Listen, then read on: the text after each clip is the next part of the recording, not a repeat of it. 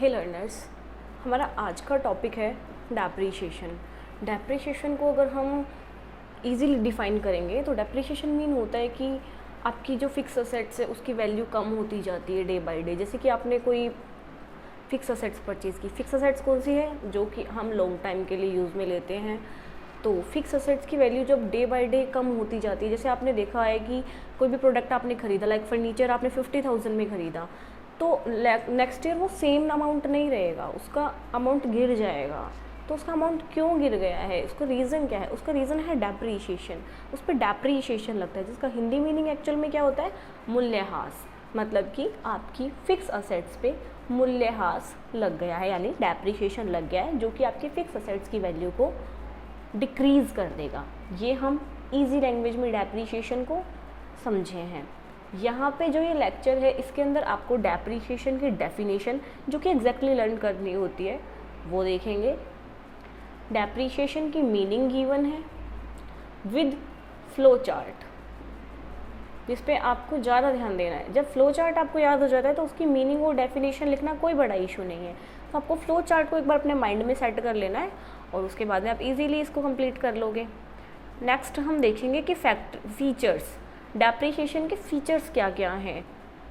तो ये एक फ्लो चार्ट गिवन है, उसके बाद में इसे एक्सप्लेन किया है। आज के जो वीडियो है उसके अंदर हमने सिर्फ 2 टॉपिक कवर किए हैं, एक मीनिंग और सेकंड है अपना फीचर्स।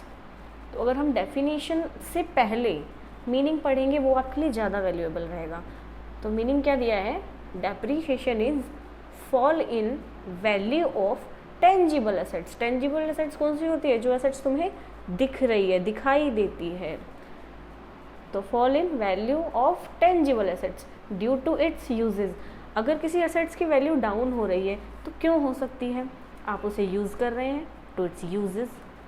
ऑब्सोलेसेंस, इट मीन्स कि अब वो ख़त्म हो गई है, अब वो यूज़ करने के लायक नहीं बची है, एकदम फिनिश। एंड अफ्लक्स ऑफ टाइम, यानी कि ट्रेंड में ही नहीं है। जैसे कि अभी तुम लेके आते हो नोकिया 1100, ख़त्म है, वो डेप्रीशिएटेड एसेट्स है। और एक्सीडेंट, अगर उसके साथ इंस्टेंटली कोई एक्सीडेंट हो जाता है, लाइक फर्नीचर आपका न्यू है और फायर लग जाती है घर में, तो वो क्या होगा? अब आपका फर्नीचर एकदम डैमेज हो चुका है किसी एक्सीडेंट की वजह से, वो बिल्कुल ख़राब हो गया है, तो उस पर क्या है? 100% डेप्रीशिएशन लग जाता है। तो मीनिंग क्या है डेप्रीशिएशन की? That depreciation is fall in value of tangible assets due to its uses, obsolescence and afflux of time or accident. अच्छा, ये आपको बहुत ध्यान रखना है। The depreciation is charged on all fixed assets. Fixed assets पे depreciation charge होता है, एक्सेप्ट लैंड। लैंड के ऊपर कभी भी डेप्रीशिएशन नहीं लगता। आपने सुना है कभी कि किसी लैंड की, किसी जगह की ज़मीन की वैल्यू कम हो गई? नहीं होती है। क्यों नहीं होती है? बिकॉज अनलाइक अदर असेट्स, बाकी असेट्स की तरह ये नहीं है it has infinite economic life, ये कभी भी ख़राब नहीं होती, ख़त्म नहीं होती। और सेकंड वे अगर हम देखते हैं कि लैंड के ऊपर डेप्रीशिएशन क्यों चार्ज नहीं होता, तो आप ये कह सकते हैं कि जैसे हम देखेंगे कि अब क्या है, पॉपुलेशन बढ़ती जा रही है और लैंड जो है वो है स्केयर रिसोर्स। जितनी लैंड है उतनी ही रहेगी, ज़मीन जितनी है उतनी ही रहेगी, पॉपुलेशन चाहे कम हो या ज़्यादा हो। तो अब जैसे जैसे पॉपुलेशन इंक्रीज़ हो रही है वैसे वैसे अब लैंड की कमी हो रही है, ज़मीन की कमी होती जा रही है। इसीलिए तो फ्लैट सिस्टम स्टार्ट हो गए हैं कि लोग एक ही घर में 10 फैमिली रह रही है, 15 फैमिली रह रही है। वो क्या है कि अब आपका ज़मीन तो उतनी ही है, लैंड तो उतनी ही है। तो जब हमारी डिमांड बढ़ती है, जब किसी चीज़ की डिमांड बढ़ती है, ये इकोनॉमिक्स का रूल है, जब हमारी किसी भी चीज़ के लिए डिमांड बढ़ती है तो फिर क्या होती है? उसकी प्राइस भी बढ़ जाती है, क्योंकि सप्लाई तो है ही नहीं, सप्लाई तो फिनिश है और डिमांड इंक्रीज़ होती जा रही है। तो ऐसी कंडीशन में भी क्या होता है? प्राइस इंक्रीज़ ही होती जाती है। तो लैंड एक ओनली सिंगल ऐसी एसेट्स है, टेंजिबल एसेट्स है, जिसके ऊपर डेप्रीशिएशन चार्ज नहीं होता। आपको ध्यान रखना है, the depreciation is charged on all fixed assets except land because unlike other assets it has infinite economic life. इसकी इकोनॉमिक लाइफ क्या है? इन्फिनिट। हम चार्ट से देखते हैं। ये मेरे अकॉर्डिंग सबसे बेस्ट वे है किसी भी चीज़ को लर्न करने का, मैं खुद भी ऐसे ही लर्न करती हूँ। The depreciation is what? क्या है depreciation? This is fall in value. ये क्या करता है? वैल्यू को फॉल कर देता है, डाउन कर देता है। Of fix assets. किसकी वैल्यू फॉल करेगा? फिक्स असेट्स की। तो depreciation is fall in value of fix assets because of depreciation. Depreciation क्यों लगता है? इट्स यूजेस, इसके यूजेस, हम यूज़ में ले रहे हैं कोई भी प्रोडक्ट या फिर हमारी जो भी फिक्स असेट्स है उसको हम यूज़ में ले रहे हैं, तो उसकी वैल्यू कम हो जाएगी। जैसे पुरानी चीज़ों की तो आधी वैल्यू कर देते हैं हम, फ्लैक्स ऑफ टाइम ट्रेंड में ही नहीं है भाई, ठीक है। जैसे कि अभी कोई आपके पास में नोकिया 1100 था और तुमने खरीदा था 12,000 में, या फिर 12,000 ज़्यादा हो गया, 1200 में। अब तुम कहोगे 600 में ले लो, कोई नहीं लेगा उसको, क्योंकि क्या है, ट्रेंड में ही नहीं है, ट्रेंडिंग ख़त्म। और एक्सीडेंट और ऑब्सोलेंस जो हमने ऊपर देखा था, यूजेबल नहीं है, ख़त्म हो चुकी है, एकदम फिनिश्ड। जैसे कोई प्रोडक्ट कोई फिक्स असेट से 1 ही साल चल सकता है, तो वो पूरा फुली डेप्रीशिएट हो गया है।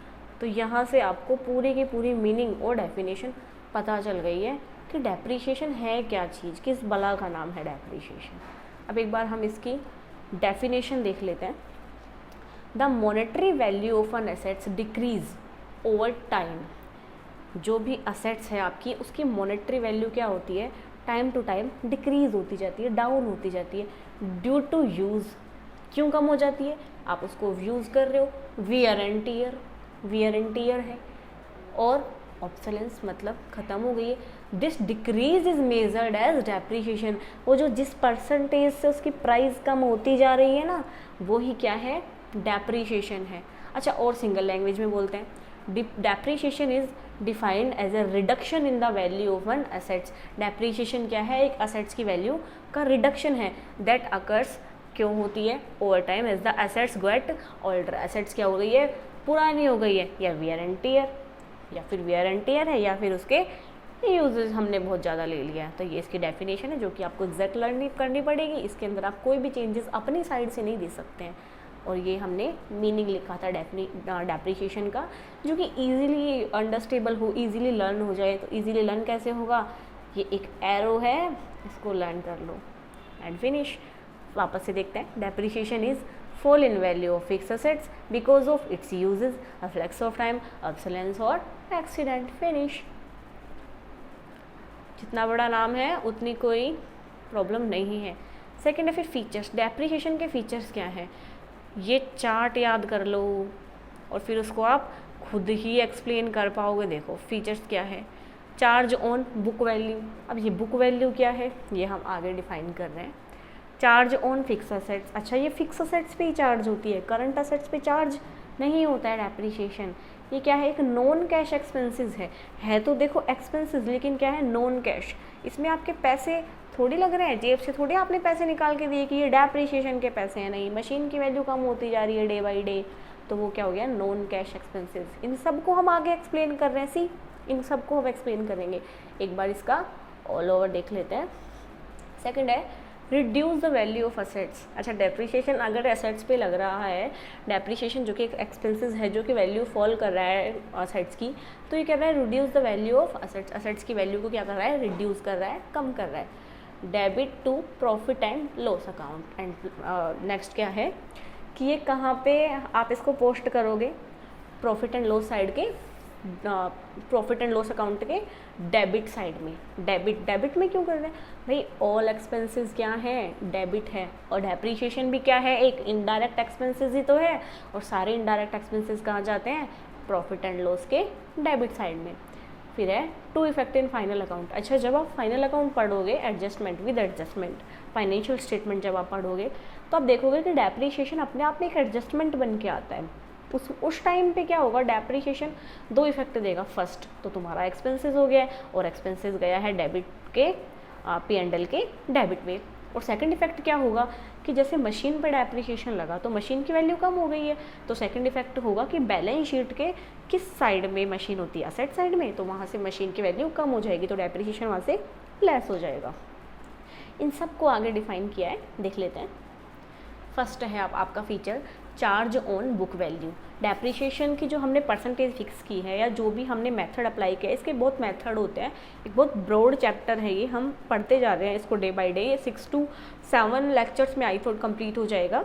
उसमें आपके प्रैक्टिकल्स भी आ जाएंगे, तो आपको ये कंटिन्यू रखना है। अब इसका फर्स्ट फीचर क्या है कि किस पे लगता है? बुक वैल्यू पे। This is the very first feature of depreciation is that it has charge on book value of assets. ये किस पे लगता है? बुक वैल्यू पे लगता है, and not on its market value, उसकी मार्केट वैल्यू पे नहीं लगता। अब क्वेश्चन ये है कि बुक वैल्यू क्या है और मार्केट वैल्यू क्या है, तो हम पहले वो देख लेते हैं। एग्जाम्पल ये है, I had buy a machine in year 2000, सन 2000 में मैंने एक मशीन परचेज़ की फॉर ₹50,000, कितने की? 50,000 की। उसकी कॉस्ट उस टाइम पे कितनी थी? 50,000 थी। एंड नाउ इन ईयर 2022, अब रिसेंट टाइम में उसकी वैल्यू 30,000 मार्केट में रह गई है। अभी सेम मशीन मार्केट में 30,000 में बिक रही है। सो हेयर 50,000 क्या है? बुक वैल्यू है। मैंने कितने में खरीदी थी? कितने में खरीदी थी, ये ही तो बुक वैल्यू है। और अभी उसकी मार्केट में प्राइस क्या है? वो क्या है? मार्केट प्राइस है। तो मार्केट वैल्यू और बुक वैल्यू को आपको ध्यान रखना है, और ये किस पे चार्ज होता है? बुक वैल्यू पे। अभी फ़िलहाल मशीन की मार्केट में क्या प्राइस है, मुझे कोई मतलब नहीं है, मुझे मतलब है उसकी बुक वैल्यू से, मतलब परचेजिंग प्राइस से। सेकंड है कि ये क्या है? नॉन कैश एक्सपेंसेस है। पैसा थोड़ी जा रहा है जेब से, धीरे धीरे मशीन ख़त्म होती जा रही है, धीरे धीरे फर्नीचर ख़त्म होता जा रहा है। तो ये क्या हो गया है? Non cash expenses. The another thing we had observe here as it is a non cash expense. ये किस टाइप का एक्सपेंस है? Non cash. Not like that expenses which are related to cash. और उन एक्सपेंसेस की तरह ये बिल्कुल भी नहीं है जो किससे रिलेट करते हैं? कैश से रिलेट करते हैं। नेक्स्ट फीचर है आपका reduce the value of assets. ये depreciation is that expense which reduce the value of assets. ये किस टाइप का एक्सपेंस है? जो क्या कर देता है? असेट्स की, फिक्स असेट्स की, बार बार मैं बोल रही हूँ मैं, फिक्स असेट्स, टेंजिबल असेट्स, उन्हीं पे ये डेप्रिसिएशन चार्ज होता है। तो ये उनकी वैल्यू को रिड्यूस कर देता है। ये देखो आ गया नेक्स्ट ही, charge on fix assets. The another thing is that it is charge on the fix assets, and fix assets are those whose life is minimum more than 1 year.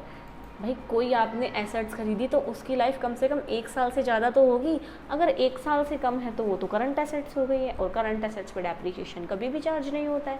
Depreciation किस पे चार्ज होता है? सिर्फ और सिर्फ fix assets पे। तो ये ध्यान रखना है आपको। सेकंड है नेक्स्ट है debit to profit and loss account. अच्छा, अब इसका ट्रीटमेंट जो हमने अभी चार्ट में पढ़ा था कि ये कहाँ जाता है? It is an indirect expenses. ये कहाँ क्या है? इनडायरेक्ट एक्सपेंसेस है। तो अगर हम P&L में जाते हैं, प्रॉफिट एंड लॉस अकाउंट में जाते हैं, तो डेबिट ऑल एक्सपेंसेस, ये तो हमने पढ़ा ही है।